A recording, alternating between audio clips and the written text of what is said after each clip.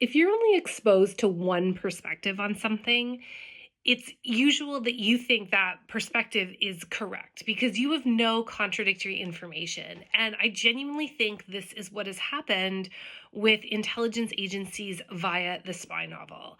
There are certain tropes in spy novels that just come up over and over and over that bear no resemblance to any reality I ever experienced. But because they come up in spy novels all the time, and most people can't go work in an intelligence agency to like disprove them, anybody who starts to write a spy novel looks to these tropes like a lot like advanced by like John le Carre or Ian Fleming, and they're like, oh, that must be how intelligence agencies work, because after all, those guys worked for like MI6 or whatever, the SOE back in World War II, and it must be the way it is.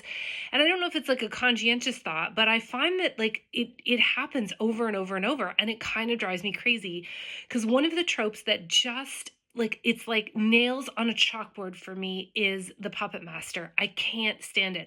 I can't stand when you're reading a spy novel and there's like a character who's in charge of this little group, and sometimes it's the leader of the agency, but it doesn't have to be, and they're like gods. They're like omniscient, they're omnipotent, they can anticipate moves like 8 moves ahead, they can control everybody, they can like it's just it doesn't work that way. These intelligence agencies are still like government organizations, like they're still full of normal people, and this idea that you can have one character just anticipating every possible scenario that could ever happen and planning for it and budgeting for it and being 3 steps ahead of everybody else all the time and moving people around and always catching them out, like it's just crap, and I don't like it. And I really have a hard time reading spy novels that have that as the premise. So the other day, I had to put one down. I was reading this book and like I gave it a good go. I got 100 pages in, but the puppet master thing was just overwhelming. And I have to tell you, like the book centered around this operation that had been going for like 30 years, and there was like 4 people who knew about it, yet some, and they not only could they control all the information about it so that in 30 years nobody else really found out about it, but every time something needed to happen on this operation, they could like somehow mysteriously get budgeting and resources for it, even though they never told anybody about it and kept it this big secret, and like and had to involve dozens of people in keeping the secret unwittingly. Like it was crazy. I remember when I worked in Canada's Foreign Signals Intelligence Agency, so when you work in Canada's in CSE, you get a top secret clearance. It's a top secret SIGINT access clearance, and it just means you're cleared to see SIGINT, okay?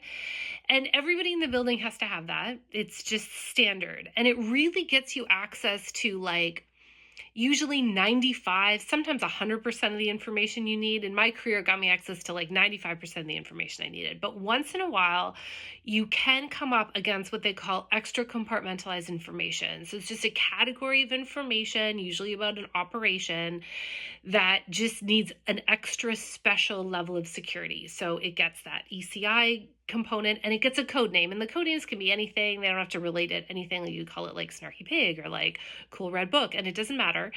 And it gets these code names, and then you get cleared into that extra compartment.